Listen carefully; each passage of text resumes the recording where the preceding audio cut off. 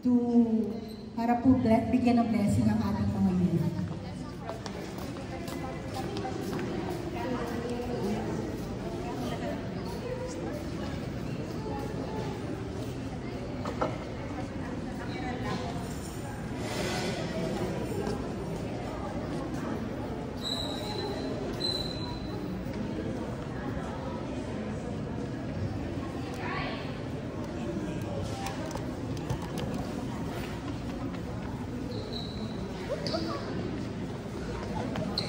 Praise the Lord. Malakas na po rin sa ating Diyos na buhay. Glory to God, glory to Christ Jesus. Kumusta po ang ating mga youth and children? Magsitayo po tayong lahat para ipanalangin po natin ang ating youth and children ministry. And it's also in the name of the Father, the Son, and the Holy Spirit. Amen. We praise you, Father. We praise you, Jesus.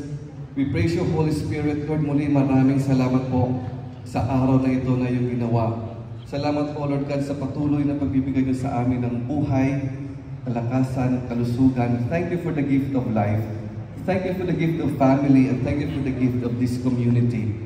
Na patuloy niyo kami tinatawag, hinuhubog, tinuturuan, ginagabayan. At higit sa lahat, Lord God, ay pinangungunahan para makarating kami sa iyong kaharian. And today, Lord God, we dedicate to you these precious gifts that you have given to us, our beloved children, the beloved youth and children ministry. Patuloy niyo po silang turuan, Lord God.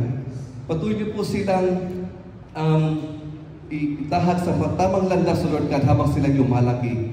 Nurture their faith, their knowledge, their strength, and their desire to serve you, Lord God. At thank you sa mga batang ito na kahit sa murang edad, sila po ay nandito na sa inyong ubasan para patuloy po silang mapalapit sa inyo, para patuloy po silang lukuban ng iyong banal na spirito. Kaya Lord, we give you back. We give you back all the praises, all the glory, all the thanksgiving to you alone, which you are worthy to be praised. And let your Holy Spirit guide these young minds, this young generation, para hindi po sila ma-influence ng kamunduhan, the negative influence of this world, Lord God. Ilayo niyo po sila sa lahat ng kasamaan, sa lahat ng mga masamang spirito, Lord God, and let their lives be a testament to your greatness, to your goodness, to your faithfulness, and to your great love to each and every one of us.